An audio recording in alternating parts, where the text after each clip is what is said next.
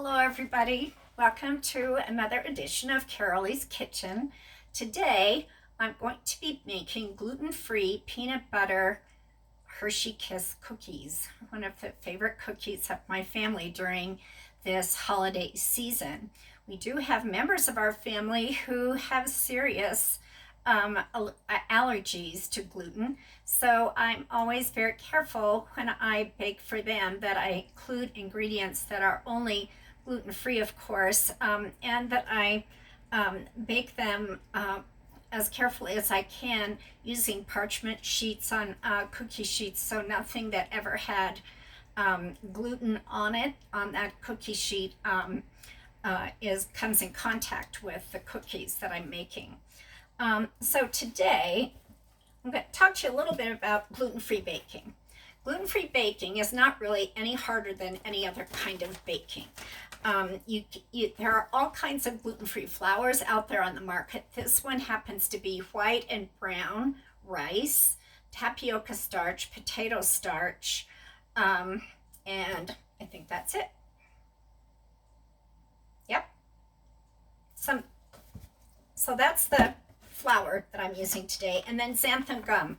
Some gluten-free flours come with xanthan gum already mixed in, and some don't. So it's really important that you watch to make sure that you are adding some xanthan gum to your cookie dough or your cake batter, or else all of those things that I mentioned that were in the flour, the white and brown rice, the tapioca starch, potato starch, all of those things will not bind together, and you come out with cakes that fall apart, cookies that are crumbly. So you really need to have a binding agent, and regularly with regular kinds of baking, you don't have to worry about that so much because there's gluten. Gluten comes as part of the wheat or the oat or whatever kind of flour that you're using. So xanthan gum is important. So I had xanthan gum. Then, of course, peanut butter and cubed butter together melted in a microwave safe bowl.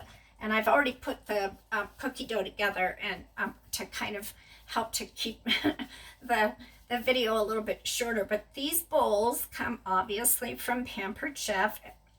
Practically everything I ever use in my kitchen right now is Pampered Chef, but I use it all because it's such high quality, durability, wonderful guarantees and warranties on things. So microwave safe bowl, I melted that down for about 45 seconds, and I added it to my cookie dough dry ingredients, mixed that in, and then I mixed in 2 eggs and some vanilla, and of course there's salt and baking soda in it as well. So now I have used my cookie scoop. Another Pampered Chef thing comes in 3 sizes: small, medium, large. I'm using the small scoop today just because I can get more cookies out of this recipe. So I did that, and then I rolled everything into a ball. You can see that here. And then I'm going to take a fork. There's 2 ways of doing this to put a crisscross on the top of the cookies. There's 2 ways of doing this. You can use a little bit of water on your fork, and then dip it in sugar, and then do your crisscross with your tines of a small fork. Or you could do it the way that I've done it today, and that is I sprinkle the sugar on top of the cookies, and then use the fork just to do the crisscross pattern that makes the cookies have such a pretty edge to them. So we'll get that done real quickly. Then I'll bake them in a 350 oven, and depending on whether you want a soft cookie or a crisper cookie, between 15 and 18 minutes. So get this done. And then, of course, we wait until after the cookies have baked to put the Hershey Kisses on them, or else you're going to have a chocolate mess. I'm not saying it wouldn't taste good, but they just they'll melt everywhere. So there we go. Nice. So see how they've come out nicely crisscrossed. I'll stick these in my oven at 350 and set the timer. I'm going to set the timer for 12 minutes so that I can check them and see how they're doing. In the meantime, I just want to talk to you about some of the things that I used while I was doing all of this cooking. There's a new product out now by Pampered Chef that takes the place of several things in your kitchen, and also is wonderful because it's actually a power tool. So, you know, the people in your family that use power tools to do all the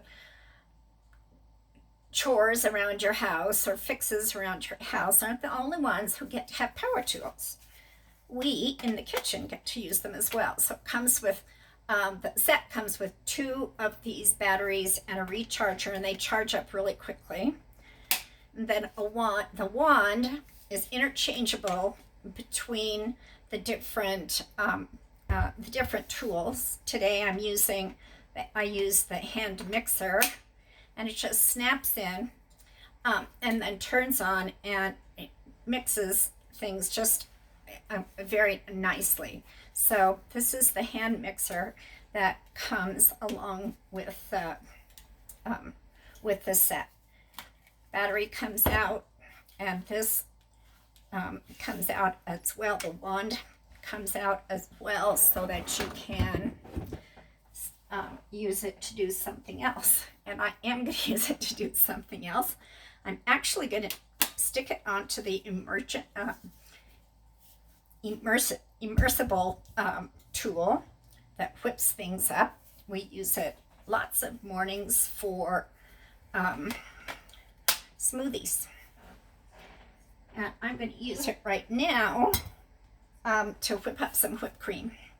So let's just set it up here so you can kind of see what's happening. Turn the battery on.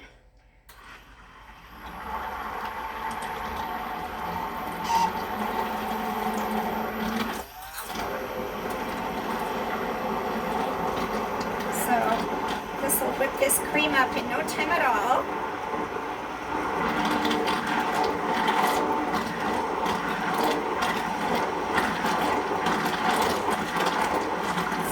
To thicken very nicely.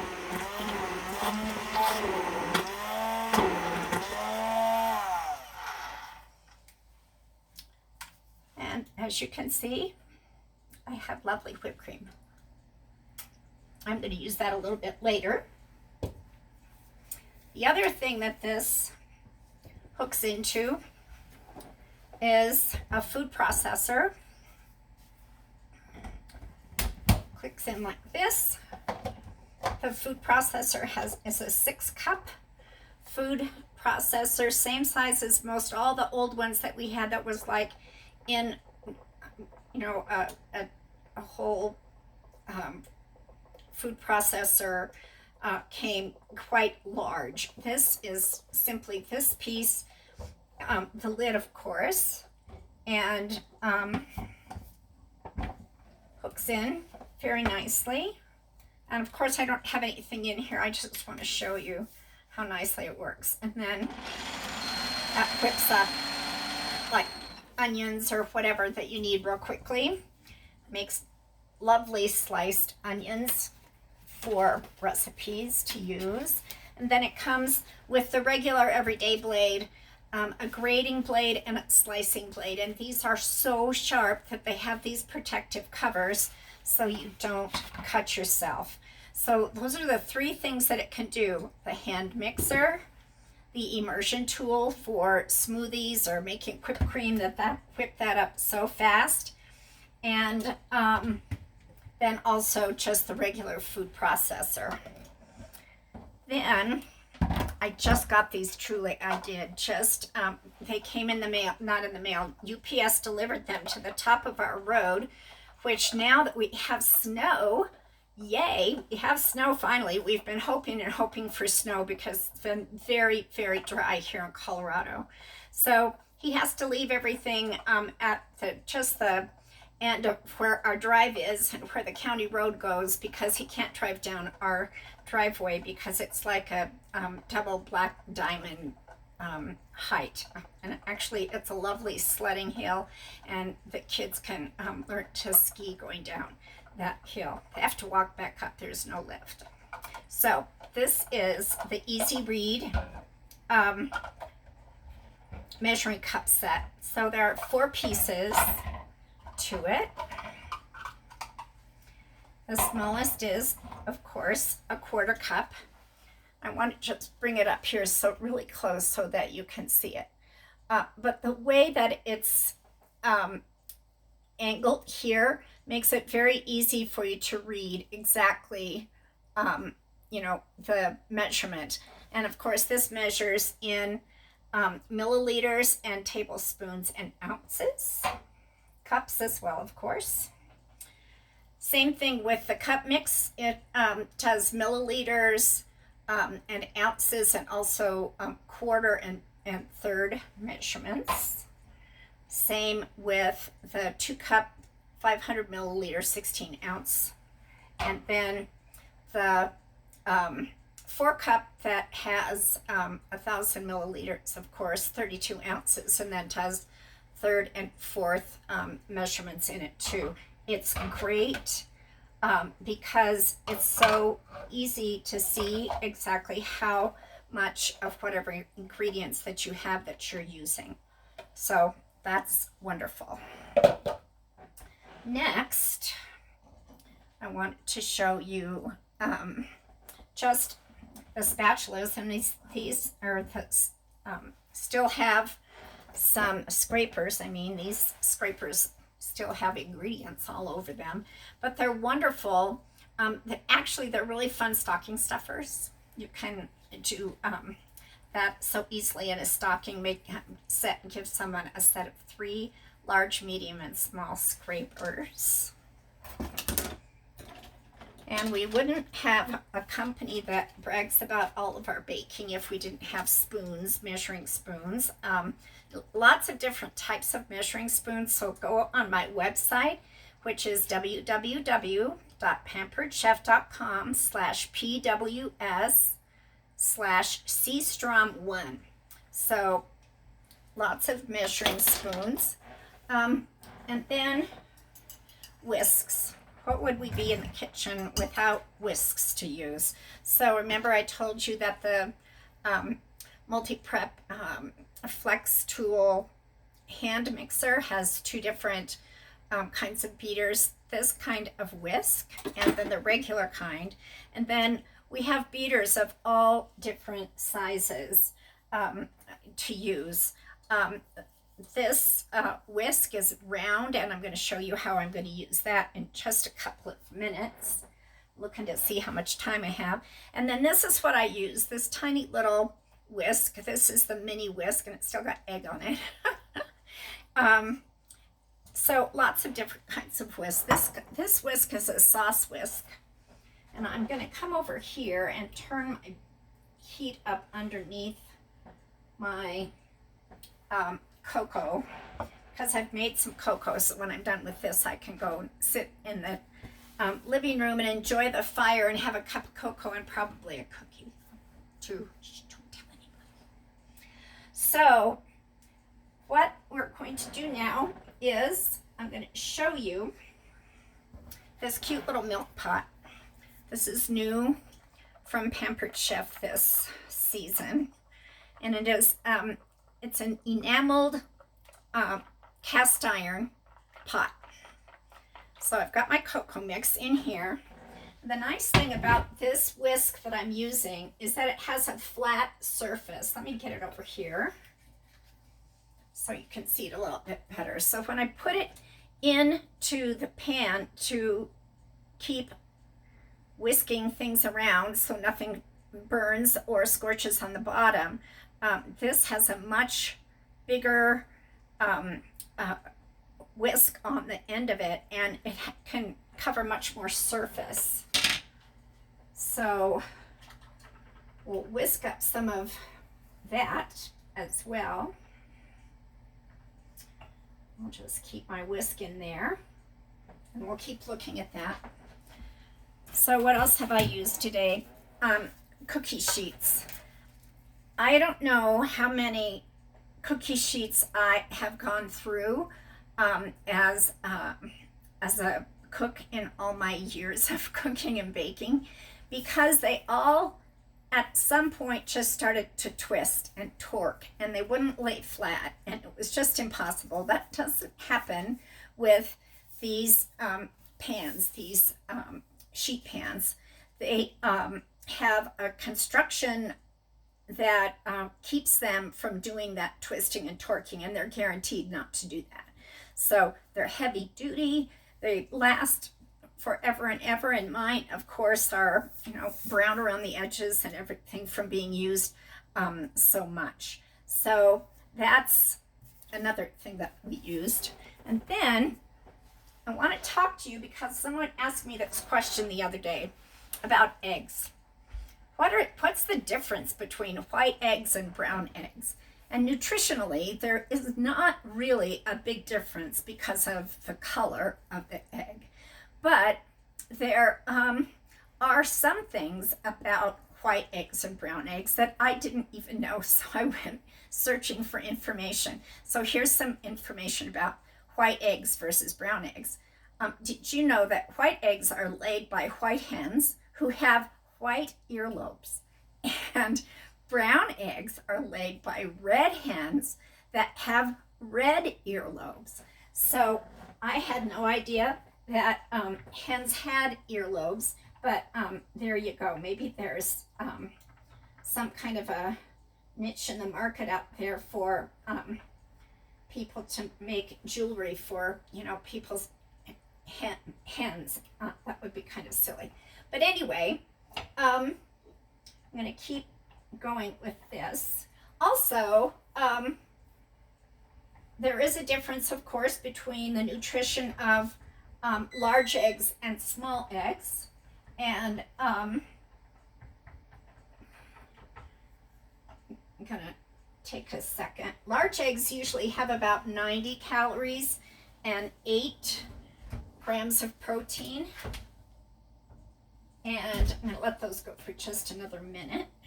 And smaller eggs have about 60 to 70 grams of, 60 to 70 calories and 6 grams of protein. So that's a difference. And then there are some eggs that they advertise on television that have omega-3s and all kinds of vitamins in them. And so they get that through the feed that the farmers use to feed them, of course, and those eggs are more expensive than just regular white eggs or even brown eggs. So this is getting nice and warm, and my cookies are done. So let's turn off the timer.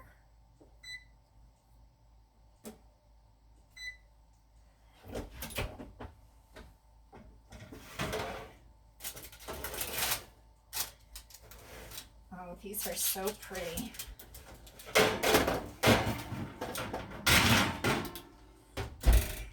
See how pretty they turned out. Beautiful. So, of course, I'm going to let them cool a little bit right here on the baking rack before I add the Hershey Kisses to them. But my cocoa is getting done as well. And I'm going to let that sit for just a second while I grab a mug and give the whipped cream another couple of seconds here.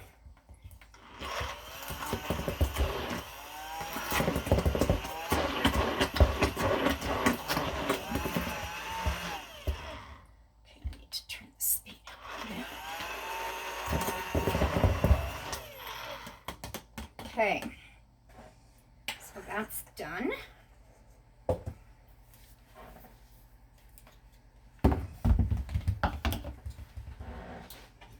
The fun thing about this little milk pot, and it's starting to get a little bit hot.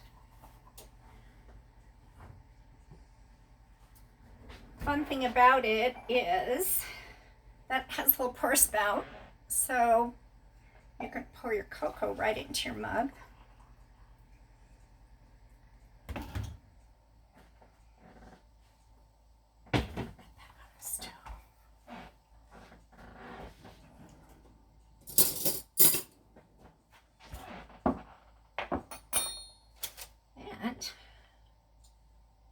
Before the cookies get too cool, you want to make sure that you put your Hershey Kisses on them.